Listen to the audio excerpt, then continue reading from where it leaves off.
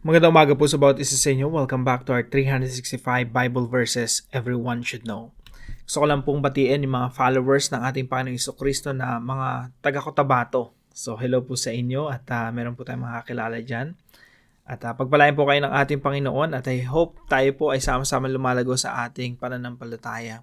At the same time sa ating pagsunod sa ating Panginoong Jesucristo.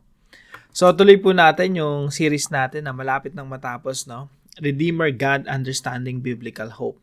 So very theological po ito, malalim na usapan yung ginawa natin since late October tapos ngayon November, no. Matatapos na po tayo dito sa ating series. So summarize ko lang po sa inyo kung ano na po yung mga napag-aralan natin. So nag-start po tayo sa redemptive work of God, yung idea ng redemption. Ito po yung summary ng buong Bible. Kaya maganda tong devotion natin itong series na to kasi mauunawaan natin yung kabuuan ng Biblia. Hindi tayo maliligaw kahit saan tayo pumuntang pahina ng Biblia, alam natin yung kabuuan na istorya. So nag-start po ang Biblia sa creation, lumikha ang Diyos ng si Adan at si Eva. At ang plano ng Diyos talaga ay mula kila Adan at Eva ay magkaroon ng maraming mga bansa. At bawat bansa ay nagpupuri at sumasamba sa Diyos. Ang problema po, nahulog sa pagkakasala yung tao. Kaya lahat po ng mga bansa na galing kay Eva at Adan ay imbis na sumamba sa tunay na Diyos, sumamba sa mga Diyos-Diyosan. Sa halip na sila ay ubusin na lang ng Panginoon, no? Puksain na lang ng Panginoon, ang Diyos nagbigay ng pangako. Yun po yung promise of redemption. Tutubusin niya lahat ng mga bansang nahulog sa kasalanan at sila ay muling sasamba sa ating Panginoon. So that's the promise of redemption. Ito po ay tinupad ng Panginoong Diyos sa pamamagitan ng Panginoong Jesucristo nang isinugo niya ang kanyang anak bilang Redeemer natin. So that's the beginning of redemption. At bago po umakyat ang Panginoong Jesucristo sa langit, ibinigay niya yung utos na Great Commission, Go disciple the nations. Ibig sabihin, gawing alagad lahat ng mga nahulog sa kasalanan, ipanumbalik sila sa Diyos. Kaya po from the time of Jesus Christ, nagkaroon po ng growth of redemption. Yung mga bansa po ay muling sasamba at magpupuri at dadakila sa ating Diyos. At yan po ay makukompleto sa muling pagbabalik ng ating Panginoong Jesucristo. That's final coming, resurrection, judgment day, and completion of redemption. At pagkatapos po, papasok tayo sa perfection o yung perfectong buong nilikha na kung saan ang mga lahat ng mga bansa dito sa creation, sa original intention ng Diyos, na lahat sila dapat magpupuri at sasamba sa Panginoon, matutupad po yun dito. Kapag naging perfect na muli itong mundo natin, lahat ng mga bansa magpupuri at sasamba sa ating Diyos. So, mula po sa fall hanggang sa kasalukuyan, ito po ay promise. Ito po ay redemptive work of God. Nagsimula sa promise, beginning of redemption, growth of redemption, and then completion of redemption. So, ito po ang kabuuan ng plano ng Diyos na pagtutubos sa lahat ng mga bansa. Now, sa pagbabalik ng ating Panginoong Jesucristo, ito na po yung tatalakayin natin ngayong umaga. Sa pagbabalik ng ating Panginoong Jesucristo, ito yung tinatawag na last day, huling araw na. Sa mga tuwid, wala na diyang kasunod na 1,000 taon, tapos may pagre-rebelde pa ni Satanas, dadayain niya pa yung mga bansa, tapos judgment day, tsaka palang perfection. Hindi po ganun. Wala na pong kasunod na 1,000 taong paghahari si Jesus Christ sa kamuli niyang pagbabalik. Sapagkat ang millennial reign ng Panginoong Jesucristo o yung 1,000 taong paghahari niya, it means a long period of time. Mula po yan sa first coming at wala na pong katapusan, no, yung paghahari ng Panginoon. So, sa kanyang muling pagbabalik, ito na po yung last day. Hindi na po natin ilalagay yung last day dito na may 1,000 taon pa tapos papakawalan si Satanas and then yun yung magiging last day. Malalaman niyo po yan sa devotion natin ngayong umaga. Na yung last day, yun yung final coming ng Panginoon, yun na rin yung resurrection. At yung that day, yun na rin yung judgment day. Now, tingnan po natin yung ating mga talata. Sabi po rito sa John chapter 6, verse 39 to 40. And this is the will of him who sent me, that I should lose nothing of all that he has given me, but raise it up on the last day. For this is the will of my Father, that everyone who looks on the Son and believes in him should have eternal life, and I will raise him up on the last day. Sa Tagalog po, Ito ang kanyang kalooban, ang wag kong hayaang mapahamak ang kahit sino man sa mga ibinigay niya sa akin, kundi ang buhayin ko silang muli sa huling araw. Ibig sabihin, sa muling pagbabalik ng ating Panginoong Jesucristo, meron ng resurrection. At according to dito sa talatang ito na binabasa natin, yan na yung last day, pinakahuling araw. Single day, singular, huling araw. That's also the judgment day. So, ulitin ko po yung pagbasa, sabi dito, kundi ang buhayin ko silang muli sa huling araw. So, bubuhayin tayong muli sa huling araw.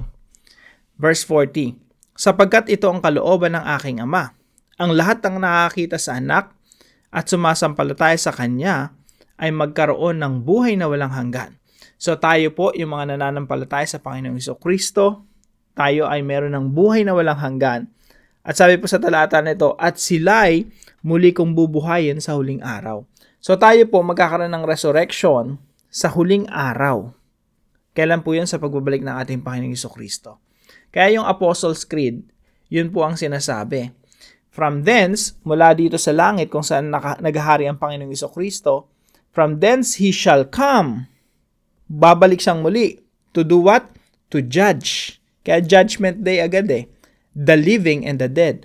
Bakit living and the dead? Kasi magkakaroon ng resurrection. So sabay-sabay po yan. Final coming, resurrection, judgment day, at yan na rin po ang completion of redemption. Now, yung unang katuruan po natin, maikli lang po, no? Halos sinamarize ko na. Number 1, the last day, etong huling araw na ito, is the day of the final coming. So, ito po yung araw ng muling pagbabalik ng ating Panginoong Jesucristo. Ito na po yung conclusion ng history natin. Pangalawa po, the last day is the day of resurrection. So, yung huling araw na ito yung araw ng resurrection. Ibig sabihin, wala nang 1,000 taon pa rito, tapos another resurrection na naman, tapos magkakaroon ng rebellion si Satan, tapos judgment, resurrection, tapos judgment. Sa iba kasing paniniwala, no? Yung naniniwala sa rapture, meron ng resurrection doon, tapos meron pang resurrection dito, tapos meron pang resurrection ulit dito. Pero ang sinasabi rito sa Bible, yung resurrection sa huling araw magaganap. Very clear po ito sa mga talata na ito. So, the last day is the day of resurrection. Pangatlo po, the last day is the day of judgment. Sa muling pagbabalik ng ating Panginoong Jesucristo, judgment po agad. Kaya pwede natin pagsamahin ito, mangyayari ito sa loob ng isang araw. Kailan yon? Sa last day.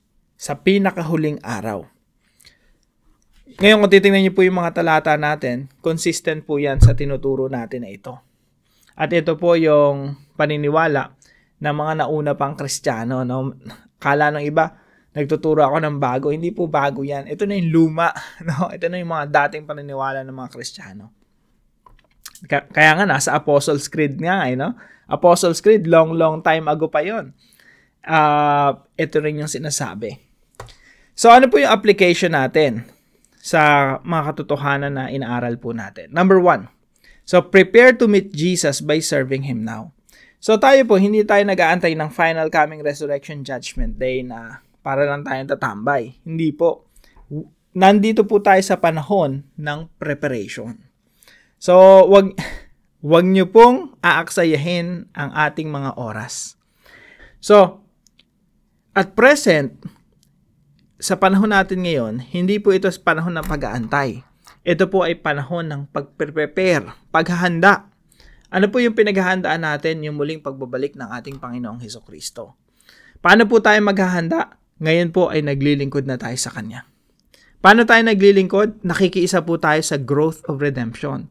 Nakikiisa po tayo sa Great Commission ng Panginoong Jesucristo nung inutos niya sa Kanyang mga alagad, go disciple the nations and make them His followers. So, ang gusto ng Panginoong Jesucristo na naghahari na ngayon, ito na yung 1,000 years or yung millennial reign na tinatawag nila, no? Eto na yun eh. At by the way, ang paghari ng Panginoong Jesucristo walang katapusan, no? Hindi yan 1,000 years lang. And explain ko yan later on bakit merong millennial reign. Now, ang Panginoong Jesucristo naghahari na ngayon at according sa promise sa Bible, yung mga inaral natin itong nakaraan, na si Jesus Christ pinaupo sa kanan ng Diyos until all his enemies become a footstool for his feet. Ibig sabihin, lahat ng mga kaaway ng Panginoong Jesucristo ay mapapaisa ilalim sa kanyang paanan. At pag napaisalalim na ang kanyang mga kaaway sa kanyang paanan, babalik na siya. Bakit? The last enemy to be defeated is death. 1 Corinthians 15. Paano niyo tatalunin yung kamatayan? Pinakuling kalaban? Resurrection. Kaya consistent yan. Lahat ng tinuturo natin dito, talagang solid yan. Consistent. So, ano pong gagawin natin ngayon? At present, we are preparing for the coming of the Lord Jesus Christ. We are serving Him now. We are taking part in the growth of redemption. Nakikiisa tayo sa utos ng Panginoon na disipuluhin lahat ng mga bansa. Uumpisahan po natin yan sa ating mga kapamilya, sa ating mga kaibigan, sa mga tao sa paligid natin. Dinadala natin sila sa paanan ng ating Panginoong Jesucristo. Bakit sa paanan ng Panginoong Jesucristo? Kasi po yun ang pangako ng Diyos sa Old Testament na favorite ng mga apostol, na lahat ng mga kaaway ng Panginoong Jesucristo ay gagawin niyang footstool, patungan ng kanyang paanan. No? Ibig sabihin, nasa ilalim ng paghahari ng Panginoong Jesucristo. Ano po yan? Pati si Satanas. Hindi ibig sabihin si Satanas magiging masuno rin sa Panginoon. Ang ibig sabihin lang nun, si Satanas, talo na. Pati yung lahat ng mga powers and principalities, authorities, lahat sila ay talo na at patuloy na tinatalo ng Panginoong Jesucristo. So let's prepare to meet Jesus by serving Him now. Pangalawa po, let's invest in the next life by discipling the nations. Pag tayo po ay may binabahagian ng patungkol sa paghahari ng Panginoong Jesucristo, na yung kausap natin, sinishare natin na dapat siya rin ay magpasakop sa paghahari ng Panginoong Jesucristo. Ito po ay investment.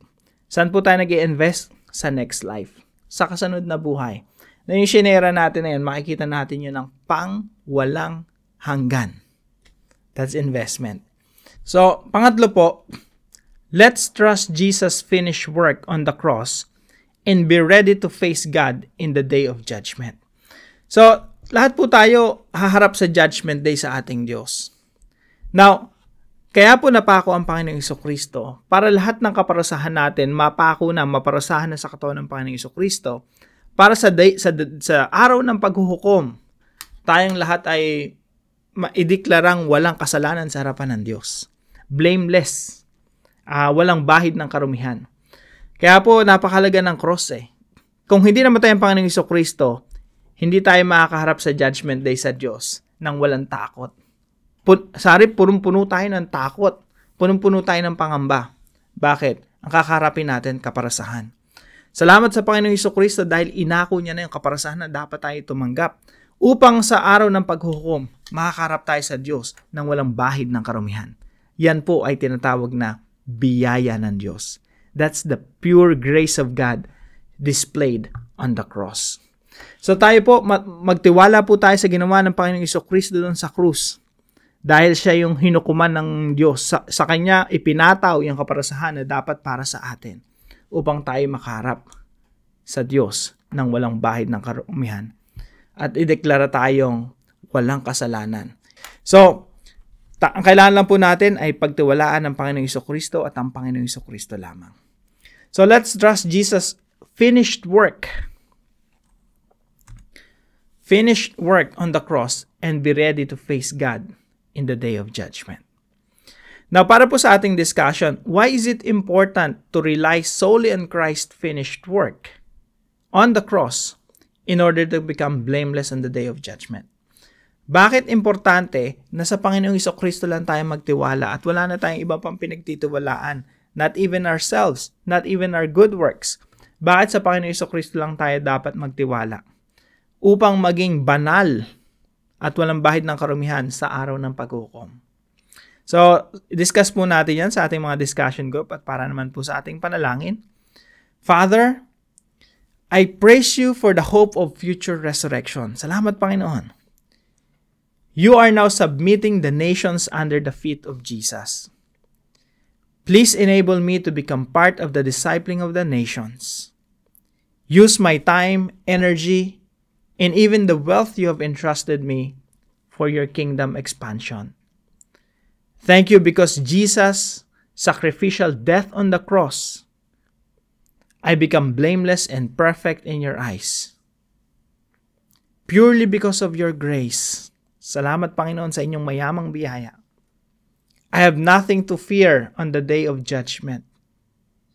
I honor you and love you. In Jesus' name. So, sama po natin ito sa ating mga panalangin at salamat po sa katuwang natin sa devotion natin ngayong umaga, si Ma'am Vivian. Hello po sa inyo, pagpalain ka ng ating Panginoon. At kung meron po kayo natutunan sa devotion natin na ito, ipalam nyo lang po sa comment section right below this video. And please share this devotion to your family and friends. God bless you po. See you po tomorrow 5 a.m. Dito sa ating daily devotion.